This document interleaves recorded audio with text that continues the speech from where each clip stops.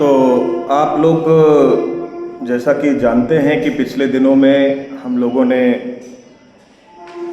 BA third semester के course को लगभग पूरा कर लिया है।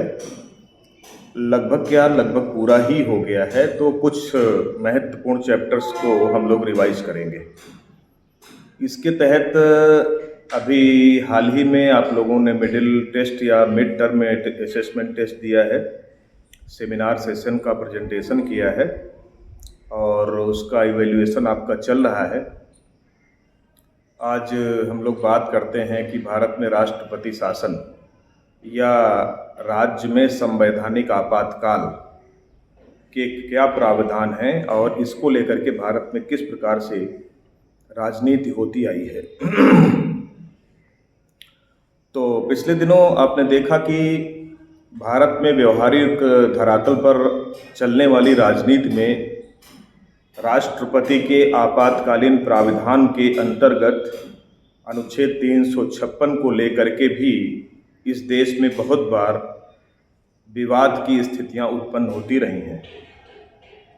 356 राज्य में संवैधानिक तंत्र की विफलता की स्थिति में केंद्र सरकार के द्वारा राज्य में राष्ट्रपति शासन लगाए जाने के प्राविधान सुनिश्चित करता है और ये अधिकार भारत के राष्ट्रपति में निहित है। भारत के राष्ट्रपति के द्वारा 356 के तहत किसी राज्य में राष्ट्रपति शासन तभी लगाया जाता है जबकि केंद्र सरकार में केंद्रीय कैबिनेट के द्वारा इस प्रकार का परामर्श राष्ट्रपति को दिया जाता है। लेकिन यहाँ उल्लेखनीय तथ्य ये है कि प्रधानमंत्री का परामर्श से ज़्यादा आवश्यक है कि उस राज्य का राज्यपाल, जिस राज्य में राष्ट्रपति शासन लगाया जाना है,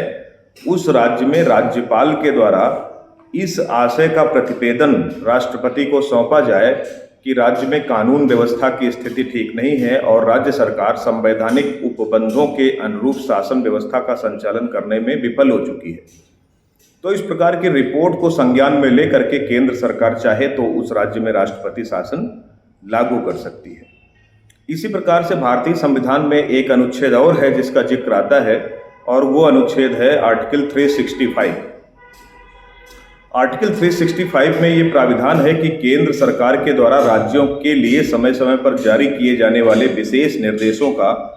अनुपालन करने में यदि राज्य सरकारें विफल होती हैं तो ऐसी स्थिति में भी केंद्र सरकार राज्य में आपातकाल या संवैधानिक उपबंध की विफलता के अंतर्गत राष्ट्रपति शासन लगाने की पहल कर सकता है। तो इसमें दोनों बातें बड़ी महत्वपूर्ण हैं।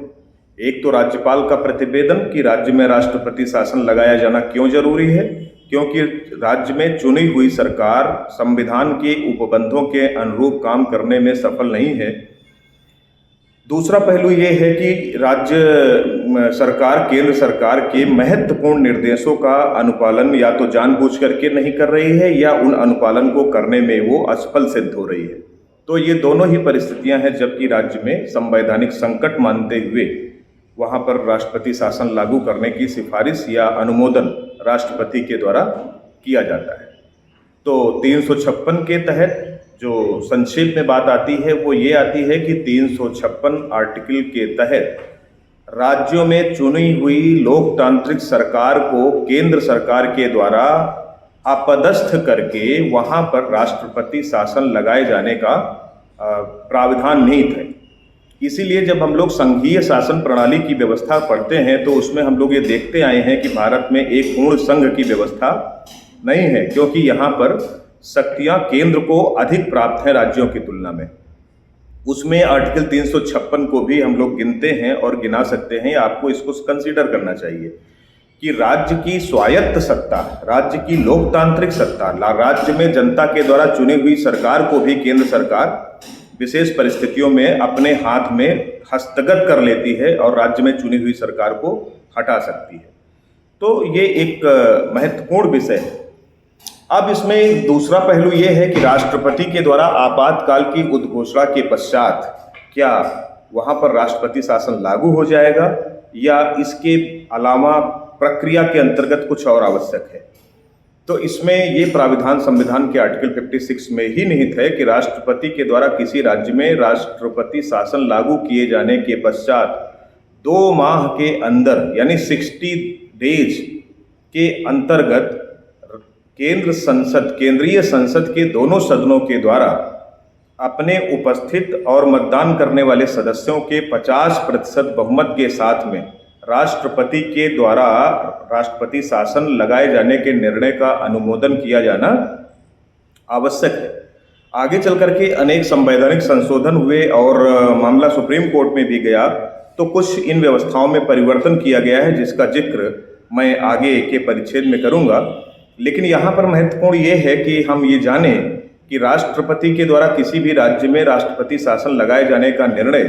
तभी प्रभावी होता है जबकि केंद्रीय संसद के दोनों सदनों द्वारा 50% बहुमत के साथ में उसे अनुमोदन प्रदान कर दिया जाए। अन्यथा की स्थिति में वो राष्ट्रपति शासन का निर्णय स्वतः समाप्त हो जाएगा। तो दूसरा महत्वपूर्ण पक्ष ये है, इसमें एक सवाल उठाया जाता है कि क्या राष्ट्रपति शासन को संसद की मंजूरी मिलना आवश्यक है, और यदि संसद की मंजूरी मिलना आवश्यक है और कभी ऐसी भी स्थिति हो सकती है कि उस समय केंद्र में लोकसभा का चुनाव गतिमान हो, लोकसभा ऑलरेडी भंग चल रही हो, तो उस स्थिति में 2 माह के अंतर्गत संसद की मंजूरी कैसे प्राप्त होगी? तो उसमें संविधान में ये प्रावधान किया गया है कि चुनाव के पश्चात लोकसभा के पुनर्गठन होने के बाद पहली बैठक से 30 दिन के अंतर्गत लोकसभा के द्वारा राष्ट्रपति शासन के अनुमोदन को मंजूरी दिया जाना आवश्यक है। तो वहां पर इस प्रकार का प्रावधान निहित है। तो ये दूसरा उसका महत्वपूर्ण पहलू है। ठीक है, अब प्रश्न ये उठता है कि राष्ट्रपति शासन लागू हो जाने के बाद क्या स्थिति बनती है। तो राष्ट्रपति शासन लागू होने के बाद राष्ट्रपति शासन को किस मंशा से लगाया गया है, किस इरादे से लगाया गया है, यद्यपि उसमें तर्क तो यही दिया जाता है कि राज्य में संवैधानिक तंत्र विफल है और संवैधानिक तंत्र की विफलता या राज्य सरकार के शासन करने की में नाकामी के चलते वहां पर राष्ट्रपति शासन लगाया जाता है। लेकिन क्या वस्तुतः यही कारण है या इसके अलावा भी कोई कारण है, या कोई राज्य सरकार राष्ट्रपति के द्वारा लगाए गए या लिए गए ऐसे निर्णय को कहीं पर चुनौती दे सकता है कि नहीं दे सकता है? तो इस प्रकार के प्रावधान किए गए कि 38वें संविधान संशोधन 1975 में इस प्रकार का प्रावधान किया गया कि राष्ट्रपति के द्वारा किसी राज्य में राज्यपाल या राष्ट्रपति शासन लगाए जाने के निर्णय को ही अंतिम माना जाएगा और उसको कहीं पर भी किसी भी न्यायालय में चुनौती नहीं दी जाएगी, जिसे आगे चल करके 44वें संविधान संशोधन 1978 में समाप्त करके ये कहा गया कि राष्ट्रपति के निर्णय को चुनौती दी जा सकती है। यानी राष्ट्रपति के द्वारा किसी राज्य में राष्ट्रपति शासन लगाए जाने के निर्णय को ही अंतिम निर्णय न मान करके यदि उसमें किसी भी प्रकार का तथ्यात्मक हेरफेर है या किसी प्रकार का उसमें जो इंटेंशन का प्रश्न है या राजनीतिक हित और अहित या स्वार्थपरता को ध्यान में रख करके अगर कहीं किसी राज्य में राष्ट्रपति शासन लगाया गया है, तो ऐसी स्थिति में राज्य को या किसी को भी ये अधिकार प्राप्त है और होना चाहिए कि वो राष्ट्रपति के ऐसे निर्णय को सुप्रीम कोर्ट में या हाई कोर्ट में चुनौती दे सके। ठीक है, तो इसी आधार पर राष्ट्रपति के द्वारा किसी राज्य में राष्ट्रपति शासन लगाए जाने के निर्णय को न्यायालय में चुनौती दी जा सकती है। और इस मामले को 1994 में एस.आर. बोमई के केस में फाइनली टेकल किया गया, जिसमें सुप्रीम कोर्ट ने कहा, एस.आर. बोमई मुख्यमंत्री के तौर पर अपने राज्य में राष्ट्रपति शासन लगाए जाने के राष्ट्रपति के निर्णय को चुनौती देते हुए सुप्रीम कोर्ट में गए। तो सुप्रीम कोर्ट ने कहा कि देखिए, जो तथ्य हैं वो तथ्य कितने हैं और वो कितने प्रासंगिक हैं, इस बात की पड़ताल की जा सकती है। क्या सामग्री मौजूद है, क्या मैटर है, उसको देखने की बजाय हम ये देख सकते हैं कि राष्ट्रपति के द्वारा किसी राज्य में राष्ट्रपति शासन लगाए जाने के लिए जो मौजूदा सामग्री है या जो उपलब्ध तथ्य हैं, वो तथ्य कितने सपोर्टिव हैं या वो कितने प्रासंगिक हैं, इस बात की पड़ताल सुप्रीम कोर्ट कर सकता है। और यदि सामग्री के धरातल पर राष्ट्रपति के द्वारा लिए गए निर्णय को तथ्य विहीन पाया जाता है या अप्रासंगिक पाया जाता है तो सुप्रीम कोर्ट राष्ट्रपति के निर्णय को निरस्त कर सकता है।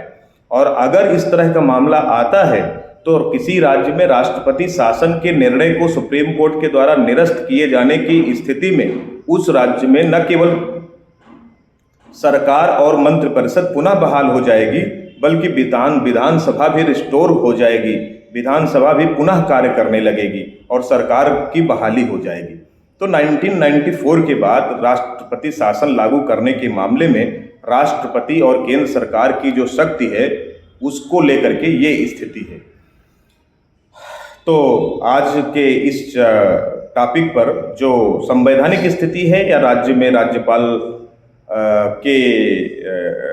हाथ में सत्ता को देना या अपने हाथ में केंद्र सरकार के द्वारा राज्य की चुनी हुई सरकार को अपदस्थ करके अपने हाथ में हस्तगत कर लेने के संवैधानिक प्रावधान की चर्चा की जा रही थी, जो कि बहुत महत्वपूर्ण है विद्यार्थियों के लिए और इस बात को समझना चाहिए।